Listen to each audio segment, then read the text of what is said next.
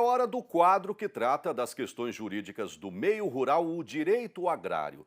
No último episódio, o advogado Pedro Putini Mendes trouxe um alerta para os donos de terra, aqueles que ajuizaram um termo de compromisso ou um termo de ajustamento de conduta relacionados à regularização ambiental. Ele apresentou o cálculo das reservas nos diferentes biomas e afirmou que é possível mudar de localização uma área de APP. Hoje ele retoma um assunto que interessa principalmente arrendador e arrendatário, também comprador e vendedor, o chamado vaca-papel. Aquela forma de negociação onde o pagamento está fixado ou por arroba de gado ou por saca de grãos. Ele exemplifica um caso que ocorreu no interior de Mato Grosso do Sul, onde o contrato mal elaborado ocasionou uma diferença de até R$ 100 no valor da arroba de um ano para o outro.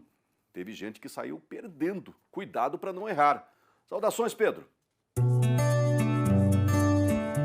Saudações, mais uma vez bem-vindos ao nosso quadro de Direito Agrário. Vamos voltar a falar de vaca-papel, né? Aquela situação que nós falamos aí sobre contratos que envolvem arrobas, que envolvem sacas. Nós já falamos dos contratos de arrendamento, né? Onde as cláusulas deveriam ser fixadas em dinheiro, não em produtos.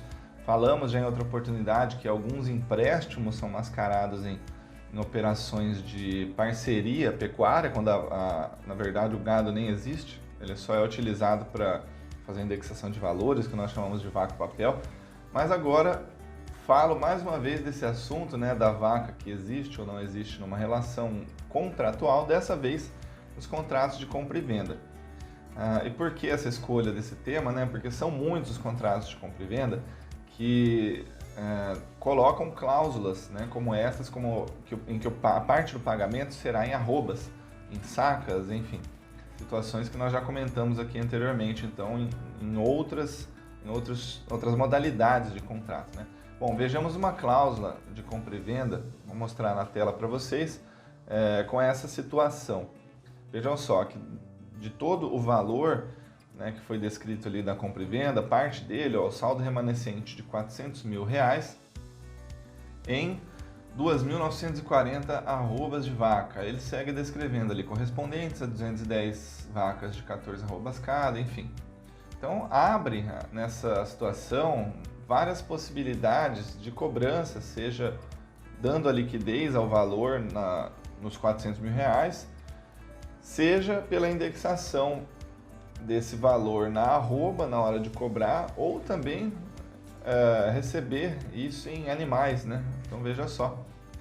Então, só para explicar um pouquinho melhor, por que eu estou falando se isso é mais vantajoso, se isso é menos vantajoso num contrato de compra e venda, quando tem uma negociação entre um credor e um devedor, normalmente essa negociação ela é formalizada pelo que nós chamamos no meio jurídico de título executivo, certo?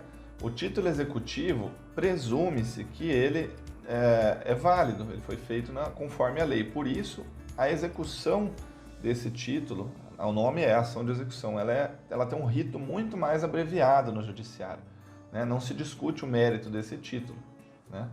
Normalmente, quando falta um requisito desse título, que são três, né? Certeza, liquidez e exigibilidade. Se falta, por exemplo, a liquidez, não tem como liquidar, saber o valor desse título. Aí é feito pela ação de cobrança.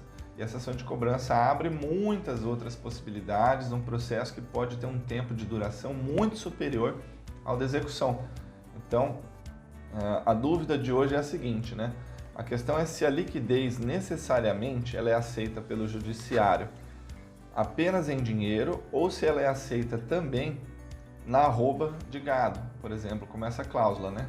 E a resposta é que o judiciário aceita sim, arroba de gado também, tornando muito mais interessante, né? Então, para o credor, para quem está vendendo essa fazenda, indexar a parte do pagamento, essa parte que vai ficar parcelada, em arroba do que em dinheiro, para viabilizar uma melhor correção monetária, né?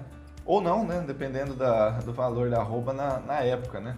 Na legislação, isso é permitido pelo Código Civil. O Código Civil fala que nesses contratos de compra e venda se poderá deixar a fixação do preço a taxa de mercado ou de bolsa em certo e determinado dia e lugar, e também diz que é lícito as partes fixar o preço em função de índices ou parâmetros, desde que suscetíveis de objetiva determinação. Vamos lá. E aí o que os tribunais falam quanto a essa objetiva determinação na arroba do gado, né? Eu pesquisei alguns tribunais, né, devido a alguns casos que aparecem pra gente aqui, né. Minas Gerais tem um julgado que fala o seguinte, ó, que não demanda procedimento cognitivo para apuração, né, podendo ser obtido mediante simples cálculos aritméticos com a utilização da quantidade e preço mínimo estabelecido pelas partes, a arroba de boi na data do vencimento. Então não precisa de muito esforço para determinar esse valor, basta verificar a cotação da arroba, né? Em outro entendimento, de Rondônia, diz que é título executivo líquido o contrato particular que converte determinado valor de prestação em arrobas de boi, cujo o preço será auferido na data do vencimento. Então a arroba é convertida no vencimento daquela cláusula, entende? E o Tribunal do Mato Grosso também diz que não há que se falar em iliquidez do contrato por ausência de especificação sobre a espécie do boi que vai ser utilizada como parâmetro para calcular as arrobas, né? Porque uma vez convertida a execução para a quantia certa, é feita a apuração desse valor. Então veja só, né? Nesse caso, que eu falei aqui, os R$400 mil em 2.940 arrobas, basta buscar a cotação da época, que nesse caso, infelizmente, pegou uma fase de baixíssima cotação da arroba, que foi abril de 2020, né? O que hoje equivaleria a mais ou menos aí, né, R$260 a arroba. Na época, essa arroba estava cotada, segundo informações da Scott Consultoria, em Campo Grande, Mato Grosso do Sul, a R$160, né? Então transformou aí esse valor de 400 em um pouco mais de R$470 mil, né? Onde também vão incidir algumas outras correções, né? No caso da execução, né? O GPM, os juros de 1% ao mês, enfim. Então, mais um tema interessante aí, para quem quer acompanhar depois, lembrando que todos os vídeos estão lá no nosso canal do YouTube, Direito Agrário, Canal Rural. Sejam bem-vindos e até a próxima.